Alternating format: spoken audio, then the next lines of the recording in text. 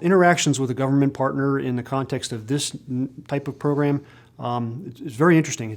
I would say it's different from the FAR-based programs that I've been involved in previously, although, albeit I've only been involved peripherally in some of those programs. For this project, what was invaluable was to have open engagement, transparency, and a sort of a cooperative, collaborative environment where it was possible in order to make the project go forward.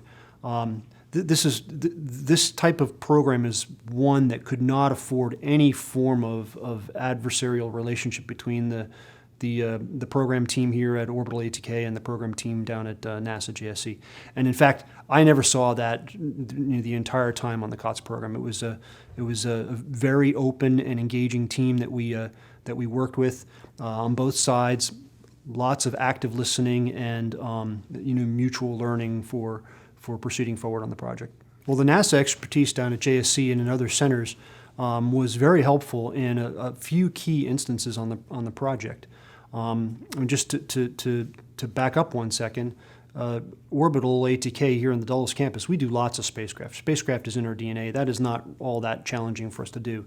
But there were some unique requirements and unique things that we needed to accommodate in the design of the Cygnus spacecraft that we had never encountered before.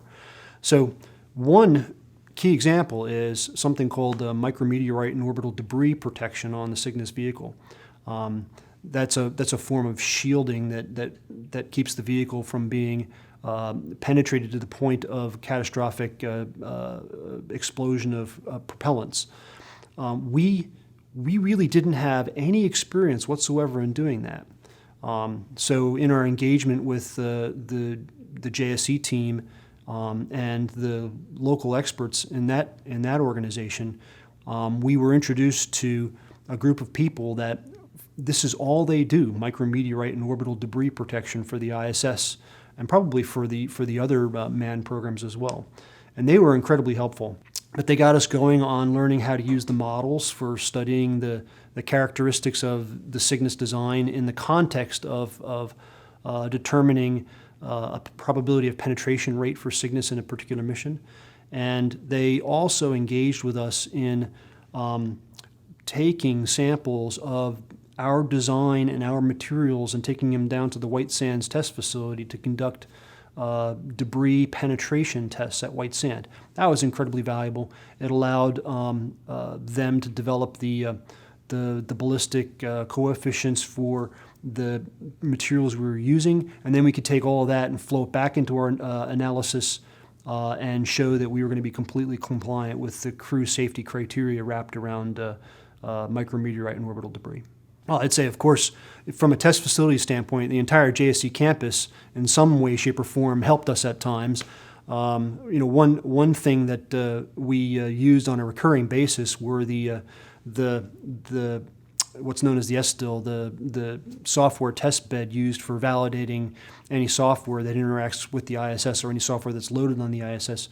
We used that facility multiple times to validate our software and show that it was ready for flight. And of course, we work very regularly with the Flight Operations Directorate and their mission ops environment in collaborative joint simulation and mission training that's done on a regular basis. So much of the JSC campus has interacted with our program at some point in time. In the context of JSC and the technical organizations and how they helped us on the COTS program, I can think of a number of organizations that were incredibly helpful. The avionics and software group, that team was very supportive in helping us understand the nature of the IRD requirements and the safety and fault tolerance requirements that were flowing to us for avionics and for software. And different parties that interact in that forum, the avionics and software forum, were very helpful.